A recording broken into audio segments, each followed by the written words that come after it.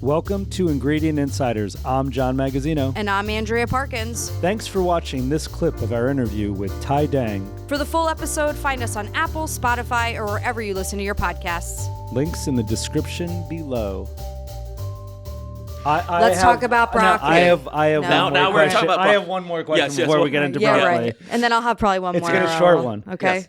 Yes. Did you go back to Vietnam to learn more about the Vietnamese cuisine that you were going to embark on with these restaurants, or was it That's just a good question. Was it in your blood? It's in my blood. Yeah. You know, it's in my blood. It's what I grew up eating, and I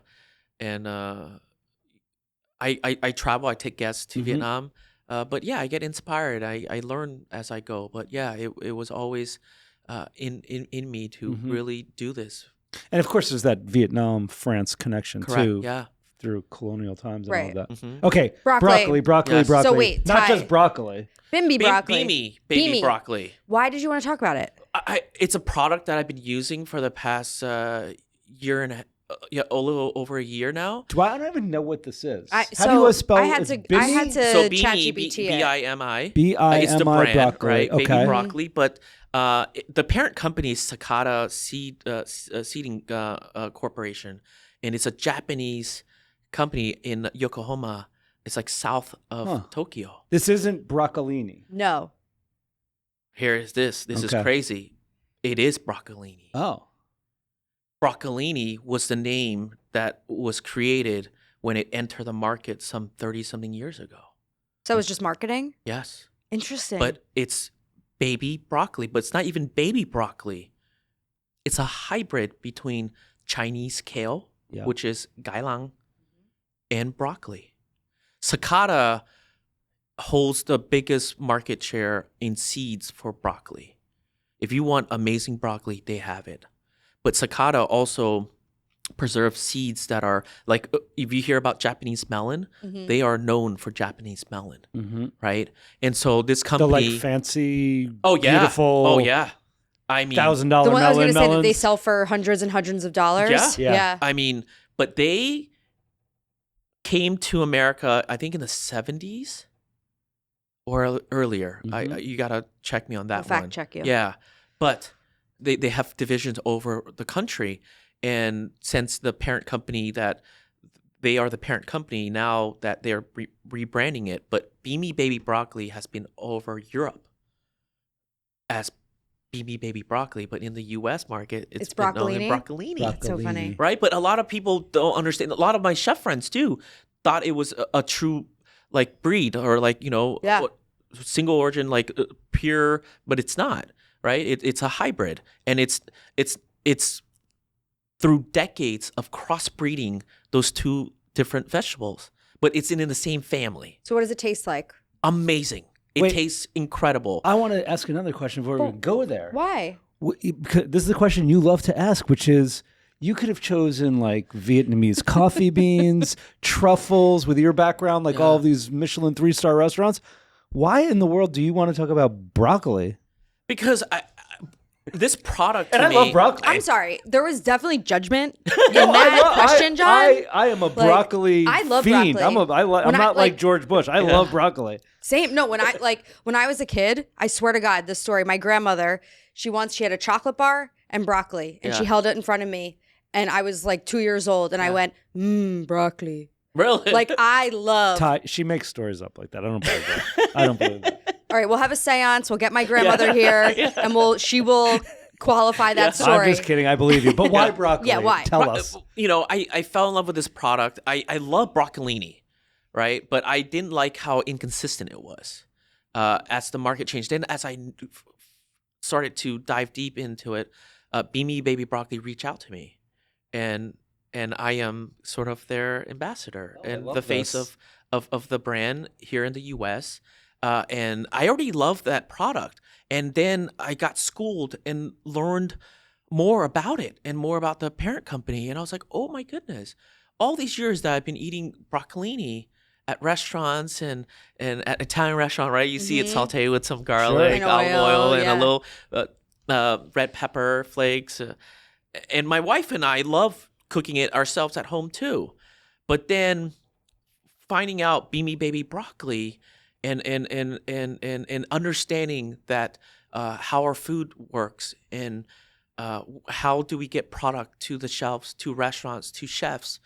I went into this kind of like Broccoli spiral. Yeah, spiral, and learning about it, and especially working closely with the team, I started to understand it more and appreciate it, and appreciate what it takes for the farmers, and that it just didn't come from nowhere. Someone had to preserve the seed. Someone had to get the seed to the farmers, and how it all works, and how our food system works, and how agriculture in the U.S. works, and around the Take it all world. for granted. How We easy take it all is. for granted Yep. as chefs. Yeah. And so I felt compelled to continue the relationship, and to even understand it further, and also educate as many people as possible into this, as I am learning myself too. And so I just love the product so much. It's zero waste. They have came up with a product where from start to finish, there's zero waste, and you don't have to fuss around with it. And if you love broccoli and you had Chinese gailang before, when you eat this product, you're like, oh my goodness, that makes sense. Yeah. The stem is long, the florets it's soft, it's tender. tender. Yeah. And it doesn't require a lot of prep. You Right. could just saute it, char it. You could put it in your jasper, you grill it, you could tempura it. I mean, It's very versatile. correct. Correct. Do you cook it at home? Because I buy it all the time. I know you do. I'm definitely lean more towards like their standard. If I just have a broccoli. lot going on, I take do a you do with sheet it? pan. I toss the broccolini alone with just a little salt, little olive oil. Throw it in the oven. I love to let it char Yeah. Like high temp. because some of it, yes, and some of it just gets really crispy Oh, I love that. and just that like crunchy texture, and then some of it's also just tender and green. Do you put it on your rack? I do. I just put it right in the oven on a sheet tray. On a tree tray, on Yeah. the rack? Yeah, correct? no, not on a rack, just straight on the pan. On the bottom. Yeah, Yeah, that's the technique. I If love you it. want to char something, you crank your oven right as it's heating. Yep. Because that flame is high. yeah. Don't put it on the rack. Put it Put it right on the directly bottom? On the bottom, because you get direct heat, and you get a better char. Like and sear. caramelization. Correct. Yeah. I love it. Yeah. Where does it grow in the U.S.? So right now, it's sourced out in other countries to grow, and because of this product, it's able to grow in warmer climate, right? And so, and every single thing that goes into producing it or making it or selling it, the money goes back into supporting the farmers. So it's really cool. And we're trying to go into different markets in Asia, right? In Europe, it's already there, but we're making our way to Southeast Asia and China, and really showcase that this product is very versatile in woks. I was in Hong Kong, and I found the product, and I brought it back to the restaurant that I was consulting with, and we stir fry wok. Oh man, it was wild. I was like, wow, this is crazy. It's got a sweetness to it too. Yeah. Yes. Yeah. Yeah, it has a little snap. Yeah. You don't have to peel it. You can eat it raw, but blanching it, searing it, whatever it is, you treat it the same way, and it doesn't have that bitterness. How does it figure into your menus today in Chicago? So I use it at HaiSous, and we make our own chili crisp with our own spices and coconut and whatnot in there, and then we stir fry it as a side. sounds delicious. Yeah, I made it into a salad because this is cool. James Beard, when I was a finalist last year, I featured it as one of our station, and I made a baby broccoli salad using pink guava. So Vietnamese, we don't really use vegetables like that for salads, and so it was wild to see Vietnamese coming in and eating it. It was like, wow, you could do this with broccoli, like baby broccoli like that. I'm like, yeah, and with guava, because guava you normally eat it on its own, right, but not in like a savory salad, Right. But this is like a harder version guava, and so yeah, I feel like this broccolini has shown up in the last 5 years in a Yeah. big way. I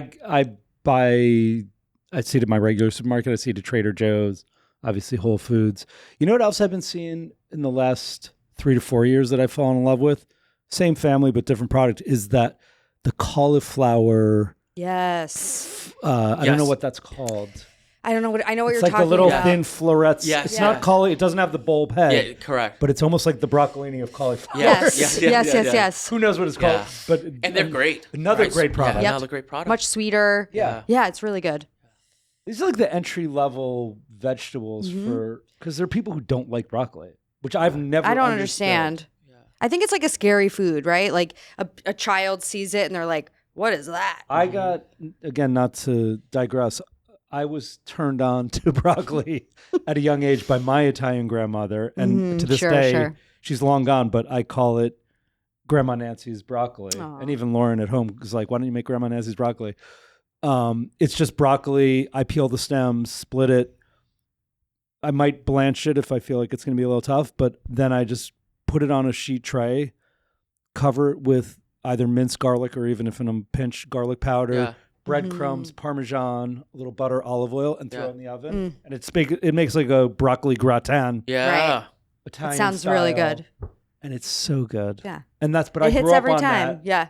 And I don't think she was trying to like cover it up because in the Midwest, I always think of like broccoli covered in like melted cheese. That's like a thing, right? Like a cheese sauce or even like broccoli And it's cheddar delicious. soup. Oh, it's so good. So good. Yeah. There's one more thing that doesn't have to do with coffee or with broccoli that I do want to mention. Okay. It's another ingredient. What? So Yes. a few years ago, there was something happened in our industry that a lot of people got upset about. There was no Sriracha. Do you remember that? Where should that? I didn't. I was trying to think of where she was. I was like, me too. I was going a lot of places. You didn't think I was The going Oh, there? I love that. Yeah. Do you remember? Oh, yes, of course. I remember I was selling at the time, and my customers were calling me, Andrea, I need 10 cases of Sriracha. And I'm like, what are you doing with that much? Yeah. Oh, there's a big shortage, blah, yeah. blah, blah, blah. So then we went and we were like, we need to find a substitute, right? So we found Fix hot sauce. Oh, yeah. So it's like, and you're the ambassador for them? I'm the ambassador. They reach out to me, and I did some research on the family, and it's made in Vietnam, and the family lives in Washington State. And I said, oh my God, I tasted it, and I was like, this reminds me of the hot sauce that are on Vietnamese table when I'm traveling throughout Vietnam. And they're like, exactly. Yeah. And I'm like, this is what I have been missing because, yes, Huy Fong, that brand with the green the cap, rooster. the rooster, Yeah. right? But as a whole, it's completely different than what you get in Vietnam. And everybody has their own recipe and whatnot. But this product, Fix, was like... I think it's 5 ingredients, right? Yeah. Yeah. 5 ingredients. There's no additives. There's no preservative. It's gluten-free. And so... like for the hoisin that they have, they use dates. It's amazing. I was like, a Vietnamese brand that is doing something so new. Right. Yeah. And then producing a Sriracha or a type of hot sauce that was just like what I had in Vietnam, but less all the fuss. Right. And Chef's Warehouse has Fix. We have Fix. I'm embarrassed. I don't know it. Oh Yeah. yeah, we have it. We have it in gallons or half gallons, and we also have it in the squeeze bottle. bottles. Oh. Yeah. I can't wait to It try is. it. It is so clean. I mean, listen. If you put it on a side by side with the rooster, it's to your point. It's Correct. much different. Much different. But it's a really great hot sauce. Not overpowering. I think it complements the food really well. I love it. Yeah. Awesome. So if you want to try a new hot sauce, like I have Fix. Fix. Get your Fix. Get your Fix. It was there to fix the problem. Oh my God. Thanks for listening to this episode of Ingredient Insiders. You can find the products we discussed on today's episode at chefswarehouse.com or your favorite specialty retailer. And don't forget to follow us on Instagram @Ingredient Insiders and Chef's Warehouse @Where Chefs Shop.